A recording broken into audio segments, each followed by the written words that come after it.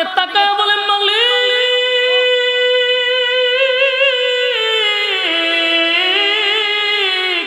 আমার মনটা চায় না গো খানায় কাবা রেখে আমি দূর মদিনায় চলে যাই, আমার মনটা চায় না। আমার নবী যায় মদিনার দিকে, পিছনে ফিরা খানায় কাবার দিকে তাকায়, নবীর মনটা যেন মক্কা ছেড়ে যেতে চায় না গো। পিছন ফিরে চায় আর নবী কান্দে। নবীর কান্না দেখা বনের পশুরা পর্যন্ত কান্দে রে, কিন্তু বেঈমান আবু জাহেলদের মায়া লাগে না। কতক্ষণ ঠিক নেই। বনের পশু চিনল যারে, চিনল না হায় মানুষ তারে, ঠিক নেই। বনের পশু চিনল যারে, চিনল না হায় মানুষ তারে।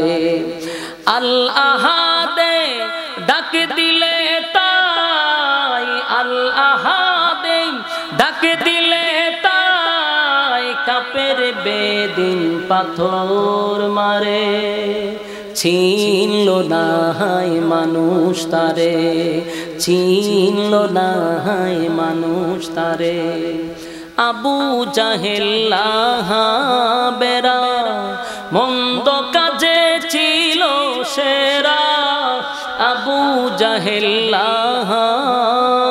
বেরা মন্দ কাজে ছিল সেরা। আকাশ বাতাস কাঁদে যেন, আকাশ বাতাস কাঁদে যেন, তাদের হাজার অনাচারে, চিনল না হায় মানুষ তারে, চিনল না হায় মানুষ তারে। বনের পশু চিনল যারে, চিনল না হায় মানুষ তারে। পাগলে বলে দেই যে তারা, বিটে মাটি করে ছাড়া, পাগলে বলে দেই যে তারা, বিটে মাটি করে ছাড়া। নানা রকম দেয় অপবাদ, নানা রকম দেয় অপবাদ, লাঞ্ছনা দেয় বারে বারে, চিনল না হায় মানুষ তারে, চিনল না হায় মানুষ তারে। বনের পশু চিনল যারে, চিনল না হায় মানুষ তারে, চিনল না হায় মানুষ তারে, ঠিক কিনা? আমার যুবক বনের পশু পাঙ্কিরা, বেড়া বকরিরা আমার নবীর ব্যথায় ব্যতীত হইয়া কান্দে রে, কিন্তু আবু জাহেল আবু লাহাব উতবা ও তাইবারা আমার নবীরে পাগল পাগল বইলা বিটা বাড়ি সারাইছে। আমার নবী চোখের পানি গুলা লইয়া বাপ দাদার বিটা ছেড়ে সুদূর মদিনার দিকে রওনা দিল এক বুক ব্যথা লইয়া। وأشهد أن سيدنا وسندنا وحبيبنا ومولانا محمدا عبد الله ورسوله أرسله بالحق بشيرا ونذيرا وداعيا إلى الله بإذنه وسراجا منيرا. أما بعد فأعوذ بالله من الشيطان الرجيم.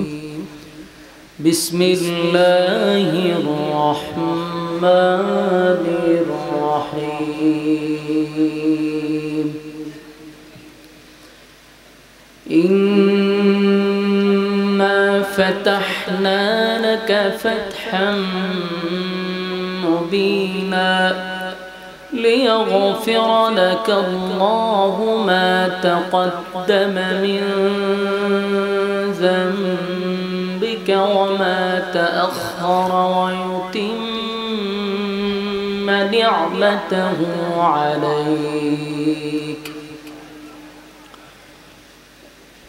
ويهديك صراطا مستقيما وينصرك الله نصرا عزيزا هو الذي أنزل السكينة في قلوب المؤمنين ليزدادوا إيمانا مع إيمانهم ولله جنود السماوات والأرض وكان الله عليما حكيما صدق الله العظيم সূরা ফাতহ থেকে কয়েকখানা আয়াতে কারীমা তেলাওয়াত করছি। এই সূরাটা কেন নাজিল হলো, তার প্রেক্ষাপটটা কি ছিল, কোন ঘটনাকে কেন্দ্র করে আল্লাহ রাব্বুল আলামিন এই সূরা নাজিল করছে, নাজিলের কারণটা অবশ্যই আমরা জানবো ইনশাআল্লাহ। এর আগে আরো কিছু কথা শোনা দরকার। এই সূরার শেষ অংশ মুহাম্মাদুর রাসূলুল্লাহ ওয়াল্লাযীনা মাআহু আশিদ্দাউ আলাল কুফফারি রুহামাউ বাইনাহুম তারাহুম রুকআন সুজদা, এই যে আয়াতটি, এই আয়াতটা নাজিল করছে এই সূরার প্রথম। এরপরে আল্লাহ সূরার প্রথম অংশ নাজিল করছে, প্রথম শেষের অংশ নাজিল করছে, আর এই সূরার শুরুটা নাজিল করছে পরে। এই সূরা নাজিল করার মূল পিছনে যে রহস্য ছিল, সাহাবায়ে কেরামদেরকে সান্ত্বনা দেওয়ার জন্য, স্বয়ং রাসূল আরবি সাল্লাল্লাহু আলাইহি সাল্লামকে সান্ত্বনা দেওয়ার জন্য। কথা কি বুঝতেছেন? আমরা যদি মনোযোগ দিয়ে শুনি তাহলে একটা বিষয়ের উপরে কথা শুনতে পারবো। আমরা ভূমিকাটা একটু মনোযোগ দিয়ে শুনি, তাহলে সামনের আলোচনা বুঝতে সুবিধা হবে। বলুন, এই সূরার শেষ অংশ নাজিল হয়েছে কখন? আগে না পরে? শেষ অংশটা নাজিল হয়েছে আগে, আর এই সূরার প্রথম বিষয়টা নাজিল হয়েছে পরে। তাহলে নাজিলের মূল কারণ কি? সান্ত্বনা। শেষের অংশ নাজিল করে সাহাবীদেরকে সান্ত্বনা দিছে, প্রথম অংশ নাজিল করে স্বয়ং রাসূলকে সান্ত্বনা দিছে। তাহলে কি ঘটেছিল, কি হয়েছিল, যেই ঘটনাকে কেন্দ্র করে আল্লাহ সাহাবীদেরকেও সান্ত্বনা দিল, যেই ঘটনাকে কেন্দ্র করে রাসূলকেও সান্ত্বনা দিল? এই ঘটনাটা শোনা দরকার আছে নি? মনোযোগ লাগবে, খুব মনোযোগ দিয়া কথাগুলি শ্রবণ করবেন। প্রথম অংশ নাজিল করে কেন সাহাবীদেরকে সান্ত্বনা দিল, শেষের অংশ নাজিল করে সাহাবীদেরকে সান্ত্বনা দিল, প্রথম অংশ নাজিল করে নবীকে সান্ত্বনা দিল। শোনার জন্য মন মানসিকতা দরকার, কথা না বলি। এই যে ফুলাপান বাচ্চা কাচ্চা কথা কওয়া যেত না, আমার সময় কথা কওয়া যেত না। আল্লাহর রাস্তায় কথা বলে আপনাদের দিকে মন চলে যায়, আলোচনার মনোযোগ থাকে না। দেখেন, রাসূলের জীবনের 3টা কর্মসূচি আছে, এক একটা অধ্যায়ের কর্মসূচি এক এক রকম। 40 বছরের কর্মসূচি ছিল এক রকম, 13 বছরের কর্মসূচি ছিল আরেক রকম, 10 বছরের কর্মসূচি ছিল আবার আরেক রকম। তাহলে 3 কর্মসূচি এক না, পরিস্থিতির উপরে ডিপেন্ড করছে কোন কর্মসূচি। 40 বছর তো আর রাসূল কাউকে আদেশ করে নাই, নিষেধ করে নাই, তাই এটার কর্মসূচিটা ছিল নীরব, আদেশও নাই, নিষেধও নাই, নীরব ভূমিকা। 13 বছরের যে কর্মসূচি, এটা ছিল একতরফা, একচাটিয়া নির্যাতন সহ্য করা, ধৈর্য ধারণ করা। আপনারা যদি আমার আলোচনা শুনেন, বুঝেন, তাহলে একটু হা না বললে আমার কথা বলার আগ্রহ উৎসাহ বাড়বে। তাহলে একটু হা না কইেন, বুঝা মুখ বন্ধ রাখলে হইতো না। আপনারা হা না কইলে আমার কি হইব? কথা বলার আগ্রহ বাড়বে। দেখেন, আল্লাহ রাব্বুল আলামিন 13 বছরের যে কর্মসূচিটা রাসূলের ছিল সম্পূর্ণটা ছিল একতরফা একচাটিয়া খালি নির্যাতন সহ্য করা। নির্যাতন শুধু সহ্য করছে, একতরফা মায়ের খাইছে। নেক্সট যে 10 বছর মানে মাদানী জিন্দেগি, এখানে কর্মসূচিটা মায়ের খাওয়ান না খালি মায়ের দেওয়ান। কথা হয় না? পরের 10 বছরে মায়ের খাওয়ান না মায়ের দেওয়ান। হ্যাঁ, এই জন্য আপনারা খুব বালা করে শুনতে হইব। ইসলাম খালি মায়ের খায় এমনটা না, মায়ের দিতে হবে যখন দরকার। কর্মসূচি পাইলাম 3টা। আসুন আমরা ওই আলোচনায় যাব, কেন আল্লাহ সান্ত্বনা দিল, কি এমন করুণ ঘটনা ঘটছিল যেই ঘটনারে কেন্দ্র কইরা সূরাটা নাজিল কইরা সান্ত্বনা দিছে। দেখেন, যখন কালেমার দাওয়াত রাসূল মক্কাতে শুরু করলো, তখন সমস্ত মুশরিকরা, মূর্তি পূজারীরা নবীর বিরুদ্ধে দাঁড়িয়ে গেল। শুধু বিরোধিতা করছে এমনটা না, নির্যাতন শুরু করছে। সাহাবায়ে কেরামদের উপরে এত নির্যাতন শুরু করছে, নির্যাতনের স্টিম রুলার চাপায়া দিছে। অপরাধ কি? কালেমা পড়ছে, একত্ববাদী খোদার উপরে ঈমান আনছে, শেষ নবীর উপরে ঈমান আনছে, আসমানি কিতাব কোরআনের উপরে ঈমান আনছে। এই অপরাধে সাহাবীদের উপরে শুরু হইল নির্যাতন। নির্যাতন কি পরিমাণ! তখনকার যুগটা ছিল বর্বরের যুগ, জাহিলিয়তের যুগ। এদের নির্যাতনটাও বর্বরের মতো। এরা কোন সাহাবীদেরকে ঈমান আনার কারণে জ্বলন্ত কয়লা, জ্বলন্ত কয়লা বুঝছেন নি? জ্বলন্ত কয়লার মধ্যে শোয়া দিছে। বুঝেন কেমন লাগবে? জ্বলন্ত কয়লাতে শোয়া দিছে ঈমান আনার অপরাধে। অন্য কোনো অপরাধ ছিল না, শুধুমাত্র ঈমান আনার অপরাধে তাদেরকে জ্বলন্ত কয়লায় শোয়াইছে। অন্য কোনো অপরাধ নাই। চুরি, ডাকাতি, বদমাশি, জেনা, বেবিচার, টেন্ডারবাজি, ছাদাবাজি, লুট পাট, এগুলার কোনো অপরাধ ছিল না। কথা কন, এরকম অপরাধ ছিল সাহাবীদের না? অপরাধ একটা ঈমান আনার কারণে। বাংলাদেশে যতগুলো আলেমদেরকে অতীতে হাতের মধ্যে বেরি লাগানো হয়েছে, পায়ে বেরি লাগানো হয়েছে, কোন আলেম দুর্নীতিতে জড়িত ছিল? একটা প্রমাণ দেন। হ্যাঁ, কথা কন না? বাংলাদেশের টেকনাফ থেকে তেতুলিয়া, রূপসার থেকে পাতুরিয়া, হাজারো হাজারো গ্রামে, ৬৮,০০০ গ্রাম বাংলায় যত উলামায়ে কেরাম আছে, বুকে হাত দিয়ে বলেন আপনার ইমাম সহ বাংলাদেশের কোন আলেমের বিরুদ্ধে কোন দুর্নীতির মামলা আছে? চুরি ডাকাতি আছে? কোন লুটপাটের বিরুদ্ধে তাদের ব্যাপারে কোনো অভিযোগ নাই। অভিযোগ একটাই হলো তারা ঈমানদার। তাদের কথায় মানুষ রাতের 11টা 12টার পরেও বসে শুনে, এটাই অপরাধ। তাহলে সাহাবীদের যুগেও অন্য কোনো অপরাধ ছিল না, অপরাধ একটাই ছিল, ঈমান কেন আনলো। আজকেও দেখেন আলেমদের কোনো অপরাধ অতীতও নাই, এখনো নাই। কোন আলেম দুর্নীতির সাথে জড়িত না। কোন আলেম দেশের টাকা বিদেশে পাচার করে নাই। কোন আলেম মানুষের অধিকার নষ্ট করে নাই। কোন আলেম কাউকে খুন করে নাই, গুম করে নাই, হত্যা করে নাই। এরপরও যত দোষ মন্দ দোষ আলেমদের উপরে। বাস্তব না বাস্তব?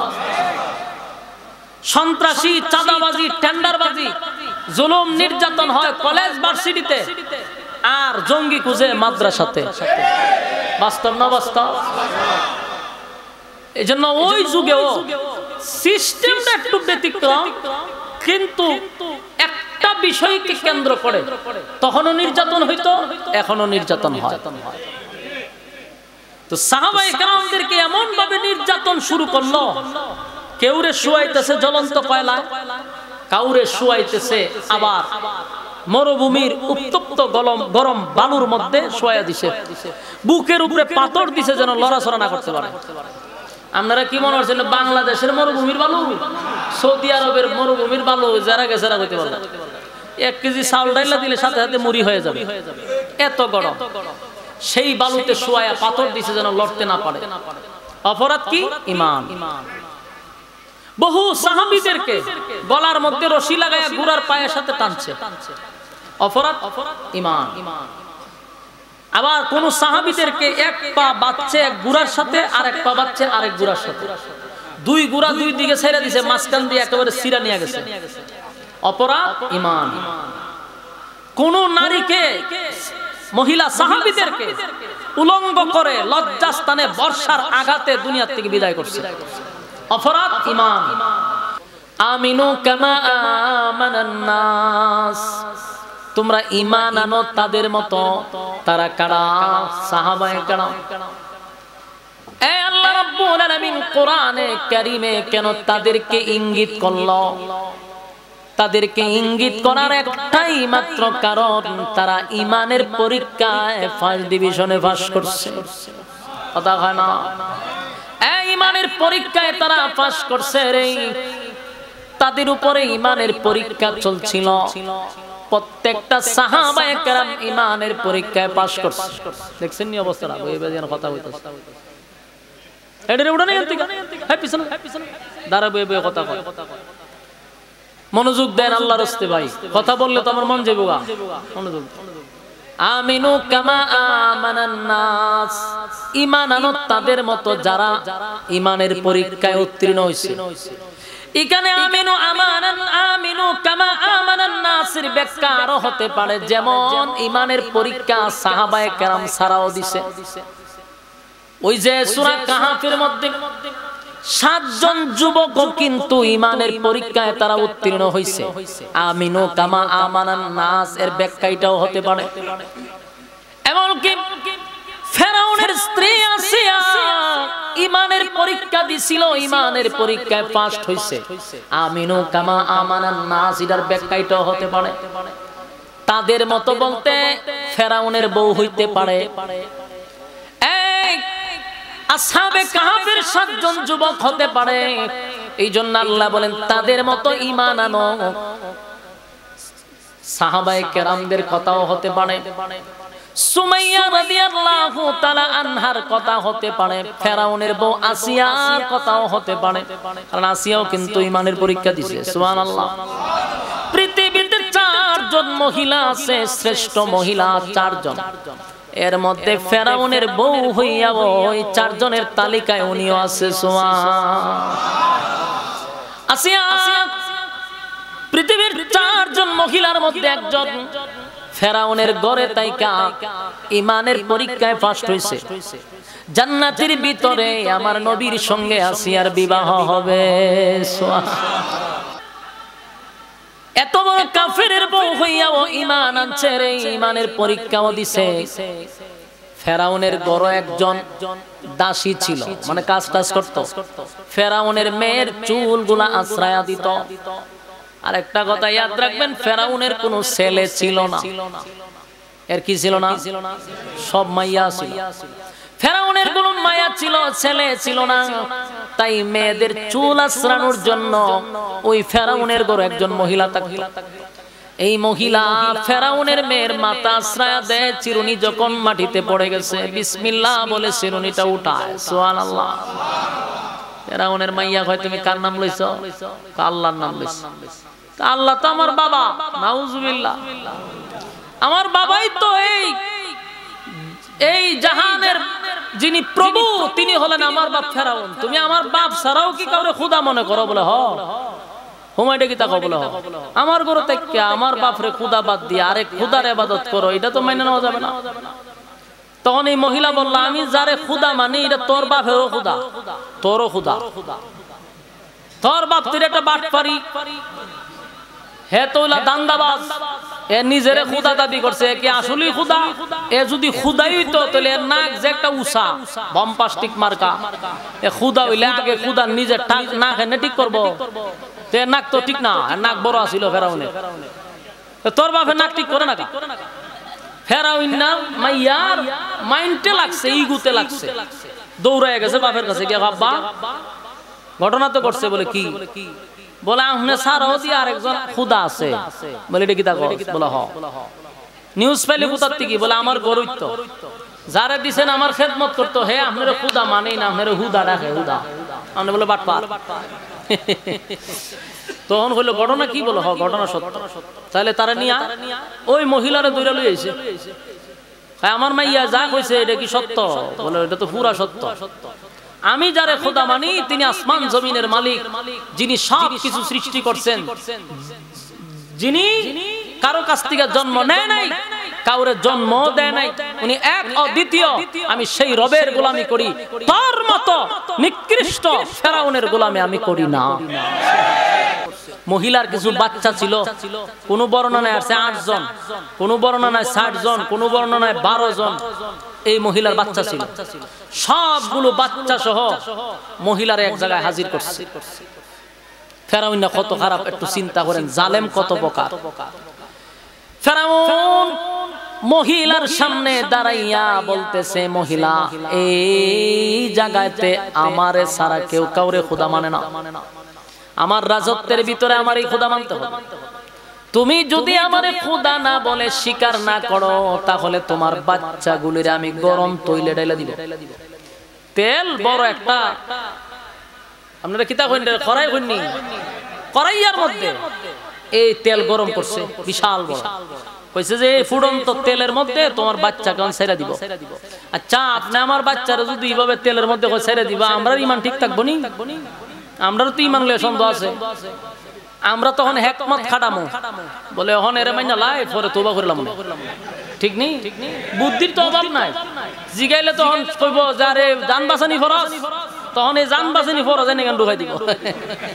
মারাত্মক। আমরা হুজুর কত ধরনের ফতোয়া দিয়ে আমরা রাখায় তোরা বলে বুঝছ নি বেটা, জান বাঁচানি ফরজ, আমি ফরজ কামাতাই করছি, পরে গিয়ে আবার কালেমা পড়ব, অসুবিধা কি? এটার নাম ইমান না, এটার নাম ইমান না। ফেরাউন বলে, মহিলা এই পুড়ন্ত তৈলের মধ্যে একটা একটা করে তোমার সব বাচ্চাকে আমি ছেড়ে দিব, এখনো সময় দিলাম, সিদ্ধান্ত নাও কাউরে কারে তুমি খোদা মানবা। এই মহিলা তখন তার চেহারার দিকে তাকায় বলল, ফেরাউন এই ক্ষণস্থায়ী দুনিয়ার জন্য আমার কোনো আফসোস নাই। সুবহানাল্লাহ। ক্ষণস্থায়ী দুনিয়ার জন্য আমার কোনো আফসোস নাই, আমার কোনো আফসোস নাই, আমার কোনো আফসোস নাই। আমি চিরস্থায়ী জান্নাত আমার মালিকের কাছে চাই। মারে দাঁড় করাইয়া ফেরাউনের লোকেরা সাঙ্গ পাঙ্গরা ওই মহিলার বাচ্চাগুলিরে প্রথম তেলের মধ্যে ছেড়ে দিছে। চিন্তা করতেছেন আপনারা, মাছ বাজি যেভাবে করেন একটা মানুষ এইভাবে বাজ্যা ফেলাইছে।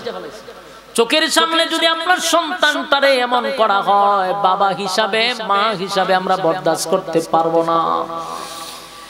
কলিজার টুকরা সন্তানগুলিকে ফেরাউন গরম তৈলের মধ্যে ছেড়ে দিল। এই দৃশ্য দেখে কোনো মা টিকতে পারবে না, কোনো মা সহ্য করতে পারবে না। মা চিৎকার দিয়ে বলে, মালিক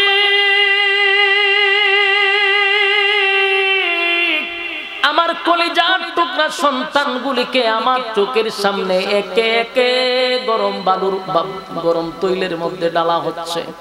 আল্লাহ, আমি মা হিসাবে আমার জানটা ছটপট ছটপট করতেছে, কিন্তু আমার এটা বিশ্বাস আর মালিক আমার সন্তানের বিনিময় হলেও আমার ইমানের হেফাজত করো, আমি যেন শেষ পর্যন্ত তোমার উপরে ইমান আনতে পারি। আল্লাহ, পরিস্থিতির উপরে যেন আমাকে আপনি অটল রাখবেন। একে একে সবগুলা বাচ্চারে যখন তৈলের মধ্যে ছেড়ে দিছে, মহিলা একটা মিনিটের জন্য সন্তানের জন্য চিন্তা করে নাই, ভাবেও নাই। শেষের যে সন্তানটা ছিল এটা দুধের সন্তান, দুধ খাইতো, ছোট বাচ্চা। এই বাচ্চাটাকে ফেরাউন টান দিয়া নিয়া বলে, মা সীতা বল কালেমা ছাড়বি না আমারে খোদা হিসাবে মানবি, কোনটা করবি, সিদ্ধান্ত কি? মহিলা ডাক দিয়া বলে, একে একে আমার 10টা সন্তানকে তুই আগুনে পুরাইলি, আমি কালেমা ছাড়লাম না, আর তুই কেমনে ভাবলি এখন আমি কালেমা ছেড়ে দিব? কিন্তু ফেরাউনের হাতে যে বাচ্চা, এটাকে দুধের বাচ্চা, 10টা বাচ্চাকে তৈলের মধ্যে ছেড়ে দেওয়ার পরে যতটুকু কষ্ট লাগছে, দুধের বাচ্চাটাকে যখন তেলে ছেড়ে দিবে, তখন একটা মা দুধের বাচ্চার দিকে তাকাইয়া ঠিক থাকার কথা ছিল না যদি আমার মালিক তার উপরে রহম না করত। আমার যুবক ভাইরা, মহিলাটা ডাক দেয়া বলে, ফেরাউন আমার কোনো দুঃখ নাই, কারণ আমি আমার রবের ডাকে চলে যাব। সন্তান কেন, আমারে যদি 1000 বার জীবিত করে 1000 বার তুই আমারে আগুনে পোড়াস, কসম খোদার আমি কালেমা ছাড়ব না। ফেরাউন না দুধের বাচ্চাটারও আগুনে ছেড়ে দিছে, দুধের বাচ্চাটাকেও আগুনে ছেড়ে দিছে। আল্লাহ রাব্বুল আলামিন দুধের বাচ্চার জবান খুলে দিল। বাচ্চাটা ডাক দিয়ে বলে, মাগো ফেরাউনের দুখায় তুমি পড়বা না, সাবধান মা, আগুনে জাপ দাও, আল্লাহর তৈরি জান্নাত তোমার জন্য রেডি। সুবহানাল্লাহ। মহিলা মুস্কি মুস্কি হাসে। ফেরাউন ডাক দিয়া বলে, এই মহিলা, এতগুলা হৃদয় বিদারক ঘটনা, একে একে সব বাচ্চাগুলাকে আমি আগুন দিয়া জ্বালায়া দিলাম, মা হিসাবে তোর কোনো মায়া নাই, আবার মুস্কি মুস্কি হাসতেছস, আমার কাছে আশ্চর্য লাগলো। ঘটনাটা কি? ওই মহিলা বলেন, তুই আমার বাচ্চাগুলাকে তুই আগুনে পোড়ায়া দিছস, আমার বাচ্চা আমারে ইশারা দিছে আমি যেন দেরি না করি, তাড়াতাড়ি চলে যাই। জোরে কোন সুবহানাল্লাহ। এবার ফেরাউন ওই মহিলাকেও আগুনে ছেড়ে দিবে। মহিলা বলল, আমারে আগুনে ছাড়ার আগে আমার একটা শর্ত আছে রে। ফেরাউন কয়, বল কি শর্ত? তোর শর্ত মানব। বলে, আমার শর্ত হলো এই তৈলে তো আমার 11টা বাচ্চা সহ, কোন বর্ণনায় 8টা, কোন বর্ণনায় 4টা, আমার সন্তানগুলাকে তৈলের মধ্যে বাজি করে দিলি, আমারও ছেড়ে দিবি। আমার একটা আবদার হলো, আমার কেউ যখন তুই তৈলে ছেড়ে দিবি, আমার বাচ্চা সহ হাড্ডি গুড্ডা একটা কবরের মধ্যে তুই রেখে দিবি, এতটুকু ওয়াদা কর। ফেরাউন মহিলার শর্ত মেনে নিল। মহিলারে জিজ্ঞাসা করে, এই আবদার কেন? বলে, কিয়ামতের কঠিন ময়দানে ইসরাফিল আলাইহিস সালাতু ওয়াস সালামের তৃতীয় সিংহায় যখন ফুঁক দেওয়া হবে, প্রত্যেকটা মানুষের ভিতরে আল্লাহ আবার রূহটা দিবে। মানুষগুলা কাদা মাটির নিচ থেকে আবার ওইটা দাঁড়াবে, যাকে যেখানে দাফন করা হইছে সে সেখান থেকে ওইটা দাঁড়াবে। কারো মৃত্যু যদি সাগরের একেবারে তলদেশে হয়, সেখান থেকে সে ওইটা দাঁড়াবে। পাহাড়ের উঁচু টিলায় যদি মৃত্যু হয়, সেখান থেকে ওইটা দাঁড়াবে। এ ফেরাউন, কিয়ামতের কঠিন ময়দানে আমি যেন আমার সন্তানগুলাকে নিয়া একটা কবর থেকে ওইটা আল্লাহর সামনে দাঁড়াইতে পারি, আমার মালিকের সামনে যেন আমি উপস্থাপন করতে পারি। মালিক, জীবনে কিছু করতে পারি নাই, তোমার ঈমান রক্ষার জন্য আমার বাচ্চা সহ ফেরাউনের নির্যাতনে আমরা শাহাদাত বরণ করছি, একই কবর থেকে উল্টা যেন দাঁড়াইতে পারি। ফেরাউন তার এই শর্তগুলা মানছে, এরপরেও এই মহিলা তৈলে জাপ দিছে, ঈমানটা দেয় নাই। জোরে জোরে কোন আল্লাহু আকবার। একটা জবান বন্ধ রাখবেন না, জোরে কোন আল্লাহু আকবার। এই ঈমানের আওয়াজ দিয়ে বলেন আল্লাহু আকবার। এদের ঈমান কারে কয় গো? ঈমান কারে কয়? ঈমান কারে কয়? ঈমান কারে কয়? আল্লাহ কয়, আমিনু কামা আমানান নাস। এ তোমরা ঈমান আনো তাদের মতো, তাদের মতো। তারা কারা? হয় আসিয়া হতে পারে, আর না হয় সুমাইয়া হতে পারে, সাহাবায়ে কেরাম হতে পারে, আসহাবে কাহাফের 7 জন যুবক হতে পারে। আমার যুবক ভাইরা, ঈমান আনার কারণে একের পর এক নির্যাতন হইছে, নির্যাতন হইছে, ঈমানের পরীক্ষায় ফার্স্ট ডিভিশনে পাস হইছে। এবার ফেরাউন ঘরের ভিতরে গিয়া দেখে, ফেরাউনের দাসীরে তো ঈমান না আনার কারণে, ফেরাউনকে খোদা না মানার কারণে মৃত্যুদণ্ড দিল। ঘরের ভিতরে গিয়া দেখে আসিয়া ও ফেরাউন রে খোদা মানে না। এবার ফেরাউন বলে, আসিয়া তুমিও কি ওই মহিলার রবকে রব মানো? বলে, হ্যাঁ, আমি তো বহু আগ থেকেই তোরে খোদা মানি না, তুই খোদা হওয়ার কোনো যোগ্যতা তোর মধ্যে নাই, কারণ যিনি খোদা হবে তার কোনো মরণ আছে। সে কারো কাছ থেকে কি জন্ম নেয়? সে কি কাউকে জন্ম দেয়? তাহলে এই ফেরাউন তুই জন্ম নিছস, জন্ম দিছস, তোর জন্ম আছে, মৃত্যু আছে, তুই কিসের খোদা?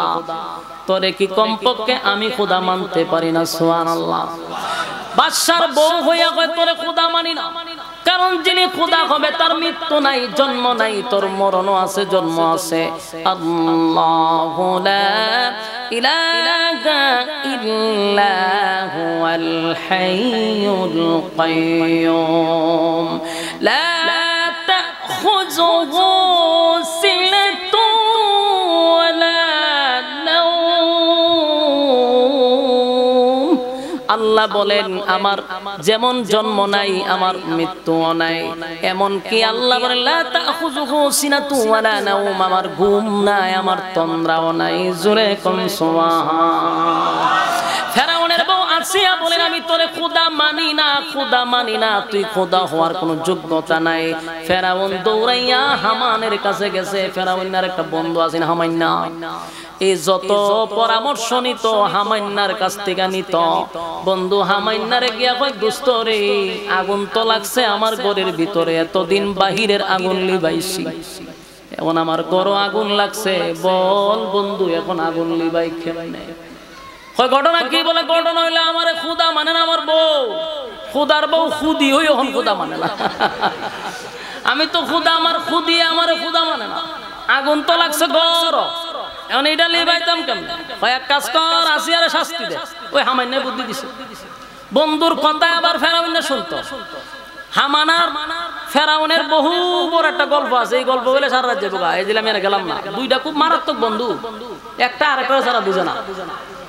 এখন হামান্না কয় দোস্ত বউরে একটা শাস্তি দে। কি শাস্তি দিব? বলে আন আমি দেখাই দিই। এবার হামান কত বড় নিকৃষ্ট, বাদশার বউ হইল আসিয়া, ফেরাউন্নার বউ মানে হামান্নার বন্ধুর বউ। ফেরাউন্নার বুদ্ধি দেয় তোর বউরে মানুষের সামনে উলঙ্গ কর। নাউজুবিল্লাহ। আসিয়া সাধারণ কোন মহিলা নয়,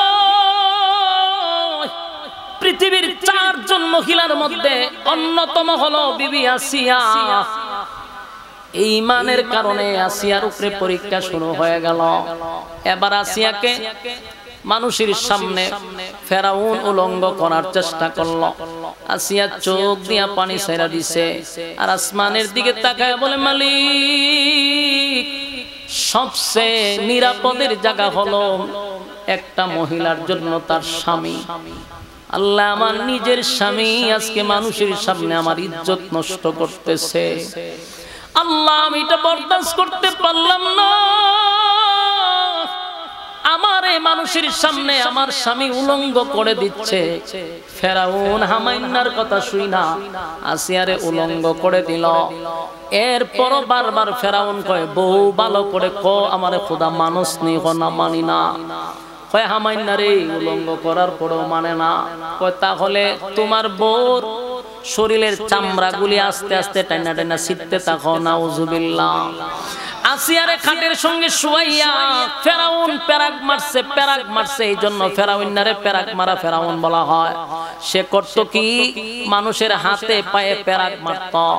আসিয়ারে শুয়াইয়া পেরাক মারছে 2 পায়ে 2টা, হাতে মারছে, চতুর্দিকে পেরাক মাইরা আসিয়ারে মরুভূমির মধ্যে প্রচন্ড গরমের মধ্যে শোয়া রাখছে। আর সামন থেকে চামড়াগুলি ছিলে ছিলে যেইভাবে খাসি ছিলায় এইভাবে আসিয়ার শরীর থেকে চামড়া টেনে টেনে ছিটতে ছিল। চামড়া যদি শরীর থেকে টাইনা ছিঁড়া হয়, বলুন এটা কত রকম শাস্তি হইতে পারে, কি ভয়ঙ্কর একটা শাস্তি হইতে পারে, কথা হয় না?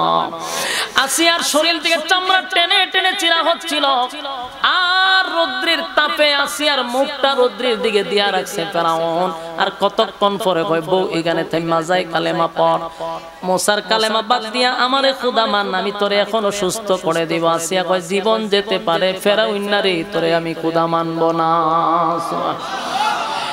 ফেরাউন হামান্নার কাছে গিয়া কয় দোস্ত উলঙ্গ করলাম, শরীরের চামড়া ছিলে ফেললাম, এখনো আসিয়া কি যেন জবান দিয়া পড়ে। কাছে গিয়া দেখি আল্লাহ আল্লাহ জপতেছে। সুবহান। হামান্না কয় দোস্ত এক কাজ কর, যে তোরে খোদা মানে না এমন বউ রাখার দরকার নাই, বড় একটা পাথর দিয়ে আসিয়ারে হত্যা করে ফেল। নাউজুবিল্লাহ। আসিয়া রুদ্রের মধ্যে তারে শোয়া রাখছে, শরীরে কোনো চামড়াও নাই রে। ফেরাউন বড় একটা পাথর লইয়া যখন আসিয়ার কাছে যাইতেছিল, দেখে আসিয়া মুস্কি মুস্কি হাসে, চিৎকার দিয়া কোন সুবহান। ফেরাউন ডাক দিয়া বলে, আসিয়া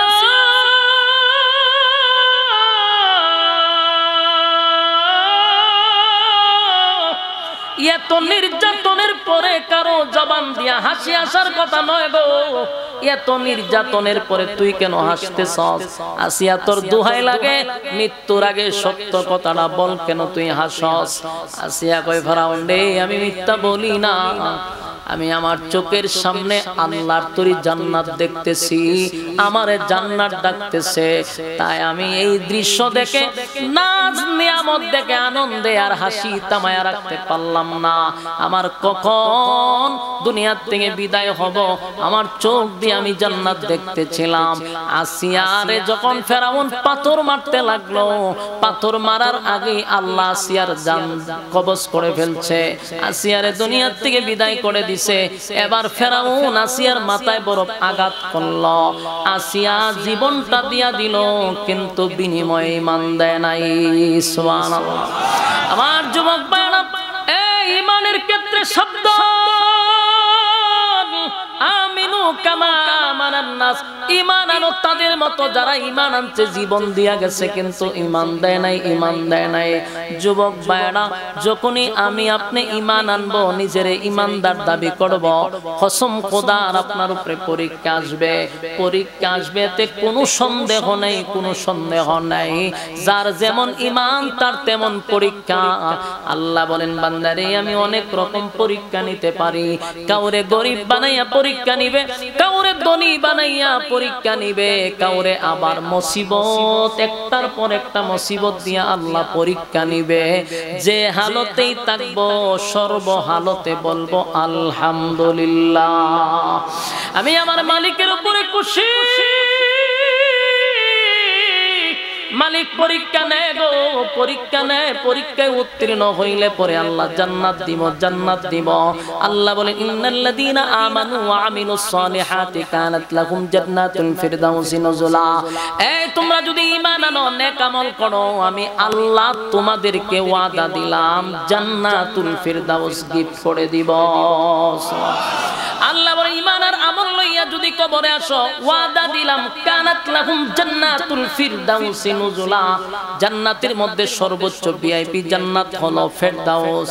জান্নাতুল ফিরদাউসের মেহমান বানাবে আল্লাহ নিজে ঘোষণা দিছে।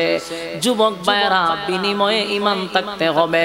13টা বছর আমার নবীর সাহাবীদের উপরে এত নির্যাতন, এত নির্যাতন, নিপীড়ন শুরু হয়ে গেল। শুধু সাহাবায়ে কেরামদেরকে ঈমানের কারণে এত নির্যাতন করছে, বিষয়টা এমন না।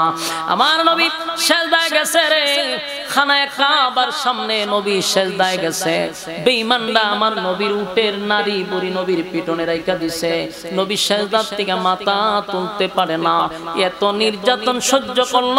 বেঈমানরা এবার সিদ্ধান্ত নিল আল্লাহর পয়গম্বরকে দুনিয়া থেকে চিরবিদায় করে দিবে। আল্লাহ বলে, বন্ধু 40 বছর আপনি চুপ ছিলেন আমার ওয়ার্ডারে, 13 বছর একচাটিয়া নির্যাতন সহ্য করছেন আমার ওয়ার্ডারে। বন্ধু, এবার আমি আপনাকে অর্ডার দিলাম, আপনার বিটা মাটি সাইরা দূর, বহু দূর মদিনায় চলে যান। আমার যুবক ভাইরা, আল্লাহর অর্ডারে পয়গম্বর মক্কা ছেড়ে মদিনায় রওনা দিল রে। নিজের বিটা বাড়ি সাইরা কি কেউ যাইতো চায়? কথা কইনা দিয়ে আপনারা বিরক্ত হইতাছেন? সাইরা দিলে আমার ডাবল সুবিধা, খারাপ লাগতেছে? আওয়াজ না দিলে বুঝবো আপনারা বিরক্ত। নিজের বিটা বাড়ির থেকে যদি কোনো নেতা আপনারে ঘর থেকে বাহির করে দেয়, কষ্ট লাগবো নি? নিজের বিটা বাড়ি সাইরা কেউ যাইতে চায় না।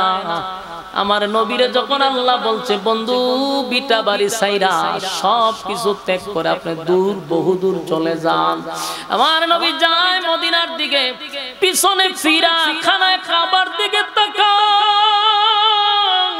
নবীর মনটা যেন মক্কা ছেড়ে যেতে চায় না গো, পিছন ফিরে চায় আর নবী কান্দে। নবীর কান্না দেখা বনের পশুরা পর্যন্ত কান্দে রে, কিন্তু বেঈমান আবু জাহেলদের মায়া লাগে না। কথাখন ঠিক নেই। বনের পশু চিনল যারে, চিনল না হায় মানুষ তারে, ঠিক নেই। বনের পশু চিনল যারে, চিনল না হায় মানুষ তারে। আল আহাদে ডাকে দিলে তাই, আল আহাদে ডাকে দিলে তাই, কাপের বেদিন পাথর মারে। চিনল না হায় মানুষ তারে, চিনল না হায় মানুষ তারে। আবু জাহেল বেরা মন্দ কাজে ছিল সেরা, আবু জাহেল বেরা মন্দ কাজে ছিল সেরা। আকাশ বাতাস কাঁদে যেন, আকাশ বাতাস কাঁদে যেন, তাদের হাজার অনাচারে। চিনল না হায় মানুষ তারে, চিনল না হায় মানুষ তারে। বনের পশু চিনল যারে, চিনল না হায় মানুষ তারে। পাগলে বলে দেই যে তারা, বিটে মাটি করে ছাড়া। পাগলে বলে দেই যে তারা, বিটে মাটি করে ছাড়া। নানা রকম দেয় অপবাদ, নানা রকম দেয় অপবাদ, লাঞ্ছনা দেয় বারে বারে। চিনল না হায় মানুষ তারে, চিনল না হায় মানুষ তারে। বনের পশু চিনল যারে, চিনল না হায় মানুষ তারে, চিনল না হায় মানুষ তারে, ঠিক কিনা? আমার যুবক বনের পশু পাঙ্কিরা, বেড়া বকরিরা আমার নবীর ব্যথায় ব্যতীত হইয়া কান্দে রে। কিন্তু আবু জাহেল, আবু লাহাব, উতবা ও তাইবারা আমার নবীরে পাগল পাগল বইলা বিটা বাড়ি সারাইছে। আমার নবী চোখের পানি গুলা লইয়া বাপ দাদার বিটা ছেড়ে সুদূর মদিনার দিকে রওনা দিল এক বুক ব্যথা লইয়া। আর খানা কাবার দিকে তাকায় বলেন, মালিক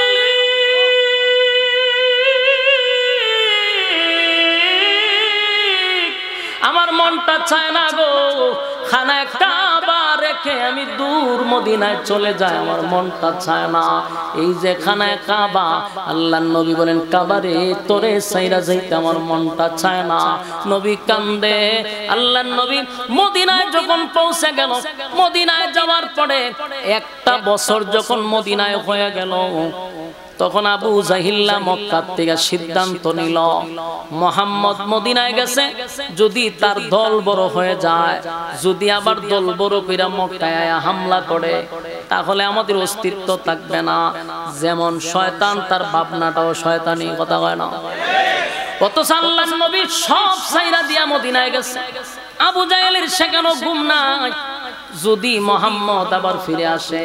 তাই আবু জাহেল সিদ্ধান্ত নিল 1000 অস্ত্র সহ, 1000 বাহিনী অস্ত্র সহ, লোহার পোশাক পরিধান, এমন ভাবে যুদ্ধের পোশাক পরে 1000 ট্রেনিং প্রাপ্ত সেনাবাহিনী লইয়া নবীর সঙ্গে যুদ্ধ করার জন্য মক্কা থেকে আবার মদিনায় রওনা দিছে।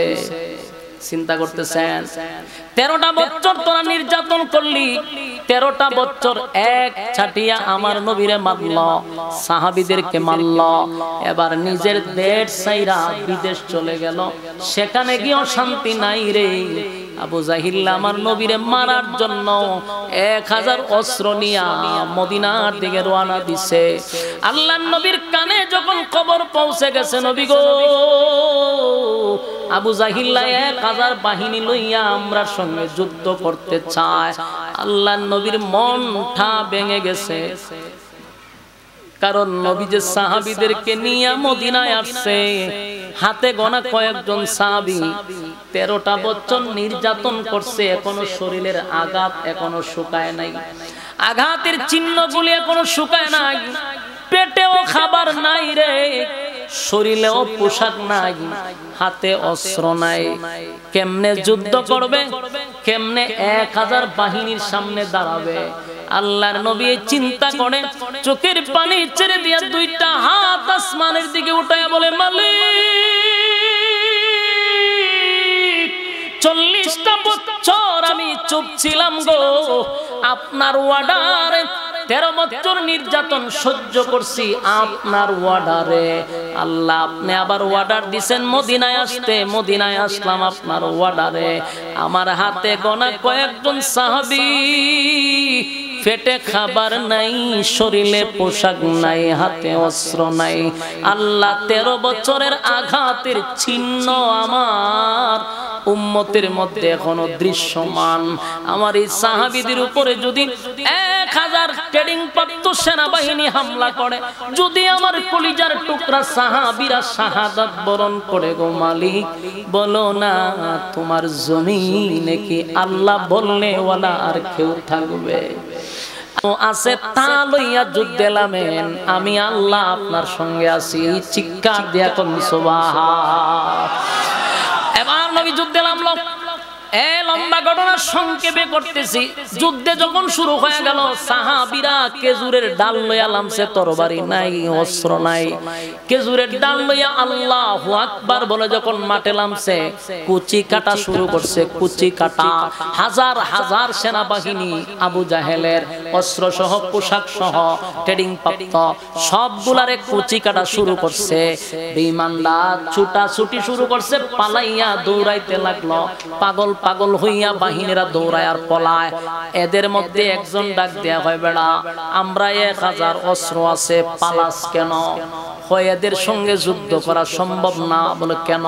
কয় এরা তরবারি তুলে একটা আসমান থেকে লামে 70টা। জোরে কোন আল্লাহু আকবার। এই ইমানের আওয়াজ দিয়ে কোন আল্লাহু আকবার।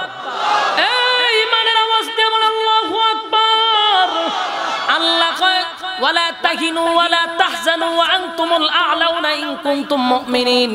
তোমরা বিজয় হবা, তোমরা বিজয় হইবা, তোমরা বিজয় হইবা, তবে শর্ত হলো তোমরা যদি মুমিন হও তাহলে তোমাদেরকে বিজয় দান করব। সুবহানাল্লাহ। যুদ্ধ শুরু হয়ে গেল। আল্লাহ বদরের যুদ্ধ 313 জন দিয়া একেবারে বিজয় দিয়া দিছে। এরা এমন পরাজিত হইছে বেঈমানরা, কেউ জাহান্নামে চলে গেছে, কেউ বন্দী হইছে, কেউ পলায়া গেছে। আর এটার নেতৃত্বে ছিল আবু জাহিল। নেতৃত্বে কে ছিল? আবু জাহেল অহংকার গর্ব নিয়ে আসছিল যুদ্ধ করার জন্য। আল্লাহ কয় আবু জাহিলারে বড় কোন সাহাবী দিয়া আমি মারি নাই। 13 বছর 11 বছরের 2 বাচ্চারে দিয়া, মাআজ আর মুআজ 2টা ভাই 11 বছর বালেগ হয় নাই, এই 2 ভাই আবু জাহিলারে সাইজ করছে। সুবহানাল্লাহ। ওই যে অহংকার নিয়ে আসছিল। আল্লাহ কয় না বালক 2 বাচ্চা দিয়া তোরে হুতায়া লাইছি, বড় বড় বেটাগিরি দেখাইছ, ছোট বাচ্চা দিয়া হেরে হুতায়া দিছে। আল্লাহ মুসলমানদের বিজয় দিছে। এই বিজয় কি অস্ত্রের বলে হইছে না ঈমানের বলে? আমার যুবক ভাইরা, একে একে যুদ্ধ শুরু হয়ে গেল। একটা দুইটা নয়, অসংখ্য শত শত যুদ্ধ হইছে। সব যুদ্ধ আল্লাহ মুসলমানদের বিজয় দিছে। যুদ্ধের পরে যখন মদিনায় প্রায় 6 বছর হয়ে গেছে। কয় বছর? 6 বছর হইছে। মানে মক্কার দিকে যে আসছিল 6 বছর হয়ে গেছে। 6 বছর পরে আল্লাহর হাবিব একদিন স্বপ্নে দেখছে সাহাবীদেরকে নিয়া বেড়া বকরি লইয়া মক্কায় গেছে হজ করার জন্য। হজ উমরা করে নিরাপদে আবার মদিনায় আসছে। স্বপ্ন দেখার পরে ফজরের নামাজের পরে মসজিদে নববীর মধ্যে সাহাবায়ে কেরামদের সামনে নবী স্বপ্নটা বলল, ও সাহাবীরা শোনো, স্বপ্নে দেখছি আমি তোমাদেরকে নিয়ে গেছি মক্কায় হজ উমরা করার জন্য, আবার নিরাপদে মদিনায় আসছি। হযরত ওমর লাফ দিয়া দাঁড়ায়া গেছে, ডাক দিয়া দাঁড়ায় বলে, হুজুর আপনার স্বপ্ন তো আর স্বপ্ন নয় গো, এটা তো ওহী। আপনার স্বপ্ন বাস্তব। 6টা বছর হয়ে গেল নিজের মায়ের দেশ, বাবার দেশ, দাদার দেশ, বিটা বাড়ি ছাইরা আসছি, আজও মক্কায় যেতে পারি নাই। আপনি যেহেতু স্বপ্নে দেখছেন, নিরাপদে গেছেন, নিরাপদে আসছেন, তাহলে বাস্তব, চলুন আমরা হজ উমরা করতে যাব। নবী সাহাবায়ে কেরামদেরকে লইয়া প্রায় 1500 সাহাবী লইয়া মক্কার দিকে রওনা দিছে। মক্কার দিকে রওনা দেওয়ার পরে মক্কার দ্বার প্রান্তে নবী চলে গেছে। মক্কা থেকে 21 কিলোমিটার দূরে একটা জায়গার নাম হলো হুদাইবিয়া। কি বিয়া? মক্কা থেকে 21 কিলোমিটার দূরে হলো হুদাইবিয়া নামক একটা জায়গা। সেখানে নবী গিয়া তাঁবু টাঙাইছে। ওই দিকে তখন মক্কার নেতৃত্ব যে দিত তার নাম হলো আবু সুফিয়ান। আবু সুফিয়ানের কানে গিয়া পৌঁছে গেছে আব্দুল্লাহর পুত্র মুহাম্মদ মদিনার থেকে বাহিনী লইয়া আসছে মক্কা দখল করার জন্য। মক্কা দখল করার জন্য জোরে বল নাউজুবিল্লাহ। কি করছে আর কি প্রচার করছে বুঝছেন? কথা কই না, সাংবাদিকরা যা দেখে তা প্রচার না কইরা উল্টা পাল্টা প্রচার করেনি। তো নবী আসছে হজ করার লেগে গিয়া প্রচার করছে মক্কা দখল করে লইছে। চিন্তা করছেন কত বড় বাটপা লাগাই দিছে দরবার। আবু সুফিয়ানের শান্তি গরম হয়ে গেছে, কারণ গরম হওয়ার কথা। যত যুদ্ধ করছে একটা যুদ্ধেও তারা জিততে পারে নাই, সবগুলা যুদ্ধে তারা হার মানছে, জনমের মতো মার খাইছে, ধন সম্পদ সব ফালাইয়া বাঁচছে। এখন যদি হুনে শত্রু আমার বাড়ির কাছে, এর ঘুমাইব। মক্কার সব মানুষের ভিতরে মনে করেন হার্টবিট বেড়ে গেছে, সর্বনাশ। মদিনায় গেরালে যুদ্ধ করে পারি না, এখন আমার বাড়িতে পড়ছে, মক্কা তো দখল করে নিব। আবু সুফিয়ানের ঘুম নাই, পাগল হয়ে গেছে, কি করব কি করব। ঘটনাক্রমে যখন আবু সুফিয়ান চতুর্দিক দিয়া ঘোষণা করে দিছে, রাসূলের কাছে লোক পাঠাইছে, যা আপনাদেরকে মক্কায় ঢুকতে দেওয়া যাবে না, এখানেই থাকবেন, এখান থেকে চলে যাবেন, মক্কায় ঢোকার প্রবেশ পথ আপনাদের জন্য বন্ধ। রাসূল কইয়া, আমি তো আইছি উমরা হজ করার লাগি, তোমরার সাথে যুদ্ধ করার জন্য আসি নাই। তোমাদের সাথে আমাদের কোনো আদাওয়াতি নাই। আমরা আসছি আল্লাহর ঘর খানায় কাবা জিয়ারত করতে। আমরা জিয়ারত করে কোনো কিছু বলবো না, আমরা আবার চলে যাব মদিনায়। কিন্তু কাফেরদের কথা হলো সাবধান, আর সামনে আগানোর কোনো সুযোগ নেই। রাসূল সাল্লাল্লাহু আলাইহি সাল্লাম সিদ্ধান্ত নিল যে এরা তো ভুল বুঝছে, এরা সঠিকটা বোঝানি দরকার। হযরত উসমান রাদিয়াল্লাহু তাআলা আনহু রাসূলের মেয়ের জামাই, আবার ভদ্র নম্র ব্যবসায়ী শিল্পপতি, উনাকে সাহাবীদের পক্ষ থেকে পাঠাইছে মক্কায়। বলছে তুমি গিয়ে তাদেরকে বুঝাও যে আমরা যুদ্ধ করতে আসি নাই, আমরা আসি উমরা হজ করার লাগি। উসমান যখন গেল মক্কা, হেরা করলো কি? হযরত উসমান, এটা ছিল রক্ত দেওয়ার বায়াত। বলুন কি ছিল? রক্ত দেওয়ার জন্য। সেদিনের ঘটনা শুনেন, অনেক সাহাবী নিয়ে কিন্তু মদিনার থেকে আসছিল। যখন রাসূল কইছে বায়াত গ্রহণ করো, এই সাহাবীদের মধ্যে কিছু মুনাফিক ছিল। এরা যখন দেখছে সব বনা যুদ্ধ যাবগা, আমরা তো ইসলাম এখানে বেড়া বকরি খাইবার লাগিয়া উমরা হজ করুম, গুরুম একটু আনন্দ ফুর্তি করুম, আর বেড়া বকরি খাইলাম। ওহন দিহি কই কেন যুদ্ধ হইব, তে আমরা নাই। এখন এই যে সাহাবীদের মধ্যে মুনাফিক ছিল, এটা বেরিয়ে গেছে। এরা কই হুজুর আমার পেট ব্যথা করে, তে হুজুর আমার আমাশ হইছে, তে হুজুর আমার মাথা ঘুরায়, তে হুজুর আমার জানে কিতা কিতা করে, আমি কইতারি না। রাসূল কই সব বনা ই বায়াতের কথা শোনার পরে তোরা কিতা কিতা করে, বলে হ কিতা কিতা করে। তে কিতা কিতা করলে আর যুদ্ধ যাও লাগবে না, যা। আল্লাহ খবর পাঠাইছে যে এটি মুনাফিক, এটি মুসলমানের বেশ ধইরা আইছিন খাসি খাইতো, খাসি খাইবার লাইছিন। এটা খাওয়াইনা গোষ্ঠী, এটি রক্ত দইনা গোষ্ঠী না। দেখবেন যেটি খাওয়াইনা গোষ্ঠী, যেটি গরু ছাগল ডিম মুরগি খায়, এরা নবীর বিরুদ্ধে কথা বলে খান খাতে বাইরে না। এরা কয় আমরা বছর একবার বাইরে জিলাপি আর বিরিয়ানি খাইবার লাগে, আমরা কি রক্ত দিবার লাগে নি? বাস্তব না বাস্তব? এডিরে কোনো আন্দোলন আমরা জীবনে পাইতেন না। এই 16 বছরের ভিতরে একটারে ধরে কোনোদিন জেল নিতে দেখছে? কেড়ে নিত? এরা তো ইতানো নাই। এরার হতেলে বাবা আমরা খান খাত মুরগ আর ডিম আর মুরগাইলি চলছে। আমরা গাওয়া ব্যাঙের মতো ফেটটা বানাইতেছি, অসুবিধা নেই। দুর্নীতি শীর্ষস্থানীয় যারা আছে এর সাথে সম্পর্ক ছিল, কথা বুঝতেন? সব বড় বড় মাগুর মাছের সাথে এরা সম্পর্ক, কিন্তু এরা কোনো সময় সরকারের নজরে পড়ে নাই। তো এই যুগেও এরকম মুনাফিক ছিল, এরা লেবাস সুরতে বুঝাইতো আল্লাহ ওয়ালা, কিন্তু ভিতরে হুদ্দা শয়তানি, হুদ্দা শয়তানি। বাস্তব না বাস্তব? হুদ্দা শয়তান। তখন ঘটনা হইল কি, রাসূল বায়াত গ্রহণ করছে, যুদ্ধের জন্য প্রস্তুতি নিবে।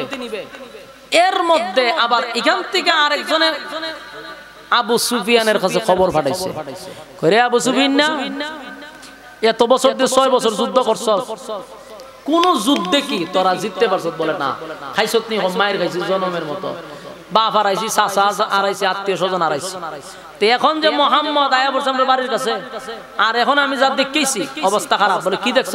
বলে সবাই একজুট হইছে মক্কা হামলা করব, কারণ তোরা উসমানকে হত্যা করছ, মুহাম্মদের কাছে খবর পৌঁছে গেছে, তাই মুহাম্মদ এখন যুদ্ধ করার জন্য পূর্ণ প্রস্তুতি নিছে। আবু সুফিয়ান না চিন্তা করলো ঘটনাটা কি, যুদ্ধ করে কেরার সাথে ফারা দিব। চিন্তা করতেছে যে লোক কি পরিমাণ আইছে, আমরা যুদ্ধ করুম কিনা একটা প্রিপারেশন নিছে। তখন আবু সুফিয়ান করলো কি, রাত্রের বেলা দুইজন গোয়েন্দা পাঠাইছে, মানে রাসূল কি পরিমাণ লোক লই আইছে এটার উপর ডিপেন্ড করে যুদ্ধের প্রস্তুতি নি বসে। আল্লাহর রাসূলকে আল্লাহ কি পরিমাণ হিকমত দিয়েছে চিন্তা করেন। রাত্রের বেলা সাহাবীরা রান্না করার জন্য রাসূলকে বলছে যে হুজুর রান্না তো করব, চুলা কয়টা লাগবে? রাসূল কয় মিনিমাম 2-250 চুলা বসায় দাও। আচ্ছা কোনটা 1500 মানুষের জন্য চুলা কয়টা লাগে? ওই যে 2টা, কথা ঠিক হই, সর্বোচ্চ 3টা। ওমা বিশ্বাস হচ্ছে না, আমরা যে বিয়া বাড়িতে 500 জন মানুষ খাওয়ানো, চুলা কয়টা থাকে? 3টা হইলে তো 1500 মানুষ খাওয়ানি যা। রাসূল 2-250 চুলা করতো। সাহাবায়ে কেরামের মাথা নষ্ট হয়েছে, কি তাকো অন একজনে কয় রাসূল কইছে কোনো কথা নাই, যা কইছে তাও কোন না, এটা অঙ্কে মিলতাছে না। মানুষ 200-250 চুলা দেখি তা করো, বলে রাসূল বলছে করতে হবে। তে চুলা বানানো শুরু করছে রাসূল। এখন চুলা যে বানানো শুরু করছে, 250 চুলাতে আগুন ধরাইছে, ডেকসি বসাইছে। রাত্রে বেলা 2 গোয়েন্দা আইছে, কি পরিমাণ লোক আনছে মুহাম্মদ দেখবার লাগা। আয়া ফাহারের সিবাসা বাদা উই কেউ ছায়া দেহে, সব না ই আগুন করে চতুর্দিক দিয়ে দেখালে চুলার চুলা, চুলার চুলা। একটা আরেকটারে কইরে 1500 মানুষের 3টা চুলা হয়, এখানে 2-250 চুলা হবে, তাহলে কত হাজার লক্ষ মানুষের সমাগম। মাইরা লইব, মাইরা লইব। এই 2টা দৌড়াইয়া গেছে আবু সুফিয়ানের দ্বারা গিয়া কয় যদি বাঁচতে চাস মক্কা ছাড়। সুবহানাল্লাহ। আবু সুফিয়ান ঘটনা কি তা? বলে ঘটনা খুব ভয়ানক, কয়েক লক্ষ মানুষ লই এসে মুহাম্মদে। আবু সুফিয়ান এদিকে তাকাও, বলে হ, বলে কেমনে দেখছো? বলে সর্বনাশ, সর্বনাশ। এরা যে খাওয়ান করছে কয়েকশো খালি চুলা, হই মানুষ গণন চুলা কইতে তুই বের হয় না, মানুষ গণন কোন সময়। আবু সুফিয়ানের মহা মুসিবত, যে ঘটনা তো সত্য। আচ্ছা যাক, রাত্রে বেলা কি দেখছো কিনা, তাহলে দিনের বেলা যাইবে, দিনের বেলা গিয়ে আবার দেখবে, পরে আমরা যুদ্ধ নিব। রাসূল সাল্লাল্লাহু আলাইহি ওয়াসাল্লাম রাত্রে বেলা সাহাবায়ে কেরামদেরকে বলল তোমরা ঘুমিয়ে যাও, আর 20-25 জন তোমরা মিল্লা 2-3টা বাথরুম বানাও। বাথরুম কটা? 2-3টা। চুলা বানাইছে 250, তো বাথরুম বানাইবার কথা তো ছিল মিনিমাম 1000। খানা দিলে সিরিয়াল গরম লাগতো না, কিন্তু বাথরুম যদি বানায় 3টা, তাহলে কি পরিমাণ সিরিয়াল হইব। সকালবেলা ওই আবু সুফিয়ান নামের লোক পড়েছে গোয়েন্দা, দিনের বেলায় সচক্ষে দেখতো মানুষ কি পরিমাণ। এরা আয়াসেরা দেখে বাথরুমের কাছে এমন লম্বা সিরিয়াল শুরু হইছে, সিরিয়াল বাই সিরিয়াল। এরা হয় ঘটনা কি তারে, তাবুর বাইরে বাথরুম অত লম্বা সিরিয়াল, তাহলে তাবুর ভিতরে কি পরিমাণ। অথচ তাবুতে একজনও নাই, সবাই যে বাথরুম। এরার মাথা নষ্ট, বাথরুমও যদি এই পরিমাণ সিরিয়াল থাকে, তাহলে তাবুত কি পরিমাণ আছে। আমরা রাত্রে যারা দেখছিলাম এটাই কনফার্ম। আবার আবু সুফিয়ান না পাঠাইছে দিনের বেলা, তাড়াতাড়ি দৌড়তে গিয়ে আবু সুফিয়ান না কয় বেটা রাত্রে যা দেখছিলাম ভালোই দেখছিলাম, এখন যা দেখছি রাত্রের থেকে লোক বেশি লাগতেছে। ঘটনা কি? বলে ঘটনা খুব মারাত্মক। বলে কি দেখছো? বলে দূর বেটা তাবুরটা তো গনছি না, বাথরুমের সিরিয়াল গই না বের ভাই না। সুবহানাল্লাহ। এটা ছিল আমার নবীর হিকমত। সুবহানাল্লাহ। অল্প মানুষ লই আইছে, যদি এরা জানতো 1500 হলে যুদ্ধ শুরু হইতো গা, কিন্তু আল্লাহ কম মানুষ দিয়ে এমন প্রচার করছে যে যুদ্ধ করলে পুরো মক্কা লয়ে যাবো গা। আবু সুফিয়ান না হতে কি করতে হইব, যুদ্ধ তো করন যেত না এর সাথে। যেই পরিমাণ মানুষ যুদ্ধ বাদ দিয়া তাড়াতাড়ি উসমানটা ছেড়ে দিছে। কথা বুঝতেছেন? উসমান রাদিয়াল্লাহু তাআলা ছেড়ে দিছে। উসমান রাদিয়াল্লাহু তাআলা আনহু যখন রাসূলের সামনে হাজির হইছে, আল্লাহ রাসূল কয় সর্বনাশ, আমি তো ভুল নিউজ শুনলাম তোমারে হত্যা করছে। কোন আমার হত্যা করে নাই। রাসূল চিন্তা করলো যে হত্যা যেহেতু করে নাই, আমরা তো যুদ্ধ করার লাগি আসি নাই, আমরা যুদ্ধ করব না, আমরা শান্তিপূর্ণভাবে আমরা মক্কায় ঢুকবো, জিয়ারত করে চলে যাব। এর মধ্যে আবু সুফিয়ানের যত নেতা আছে, পার্লামেন্টের যত সদস্য আছে, সব লইয়া হাজির। কথা বুঝতেছেন? রাসূলের সামনে হাজির এসে কইতেছে আপনারা কেন আসছেন? আল্লাহ রাসূল বললেন যে আমরা আসছি হজ উমরা করার জন্য।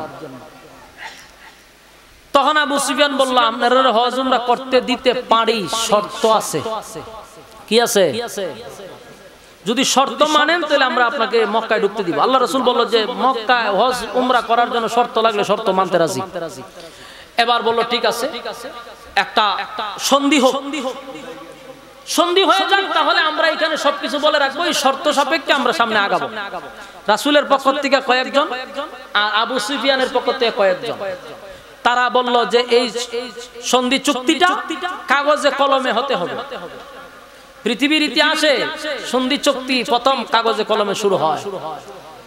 আর এটার লেখক যিনি ছিলেন, আপনার এলাকাতে কুইজ প্রতিযোগিতা তো মনে হয় নাই, বিভিন্ন প্রশ্ন আসতে পারে যে হুদায়বিয়ার সন্ধির লেখক কে ছিল, লিখে দিবেন হযরত আলী রাদিয়াল্লাহু তাআলা আনহু। এর লেখক কে ছিল? হযরত আলী ছিল তখনকার এই সন্ধি চুক্তির লেখক। আল্লাহর রাসূল বলেন আলী তুমি লেখো। তো এর 5 জনের নেতার নাম লেখছে, আর রাসূলের পক্ষ থেকে 5 জনের নেতার নাম লিখবে, তারপরে তখন এরা আগে চুক্তিটা কি শুনেন। প্রথম নম্বর শর্ত হইল মক্কা থেকে কোনো মানুষ যদি মদিনায় যায় আপনারা ফিরাইয়া দিতে বাধ্য। রাসূল বলছে ফিরাইয়া দিতে বাধ্য। রাসূল বললেন মেনে নিলাম। 2 নম্বর শর্ত হইল আপনাদের মধ্যে আমাদের মধ্যে ব্যবসা বাণিজ্য সব চলবে, কোনো যুদ্ধ বিগ্রহ হবে না 10 বছর। 10 বছর কোনো যুদ্ধ বিগ্রহ চলবে না। রাসূল বলল মেনে নিলাম। এরপরে বলল আপনারা এই বছর হজ উমরা করতে পারবেন না। চিন্তা করছে এতক্ষণ কি তাহলে দরবার হইল, অহন কয় হজ উমরা করতে দিত না, এই বছর আপনারা করতে পারবেন না। যদি হজ উমরা করতে হয় আগামী বছর আইসা হজ উমরা করবেন, কিন্তু শর্ত কোনো অস্ত্র হাতে আনতে পারবেন না। এটা নিয়ম হইল যেই জামানায় রাত্রের বেলায় মানুষ বাথরুমে গেল একটা অস্ত্র রাখুন লাগছে সাথে। রাতের বেলায় যদি অন্ধকারে বাপ আর সন্তানে লেগে যেত মায়ের, সারা রাত তরবারি বাড়ি তো সকাল বেলা দেখো বাপের ভূতে মায়ের লাগছে। কথা বুঝতেছে? এটা এমন জামানা ছিল, মানে একটা মানুষের কাছে সব সময় তার নিজের দেহ রক্ষা করার জন্য একটা অস্ত্র থাকতো। ওই জামানায় এরা কয় কোনো অস্ত্র আনতে পারবেন না। তার মানে একচাটিয়া একতরফা এরা শর্তগুলা দিতেছে, যেগুলা অযৌক্তিক। রাসূলি অযৌক্তিক শর্তগুলা মেনে নিছে। একটার পর একটা জন মানা শুরু করছে, সাহাবীদের আর ধৈর্য নাই। এরা বলল যে আল্লাহর রাসূল কেন এদের অযৌক্তিক শর্তগুলা একের পর এক মেনে নিচ্ছে, আমরা খালি অর্ডার দেব একটার গর্দান আমি রাখবো না। সুবহানাল্লাহ। হযরত উমর তরবারি লয়ে খারে গেছে, খারে কয় হুজুর কিসের চুক্তি আর কিসের তর্ক, অর্ডার দেন গর্দান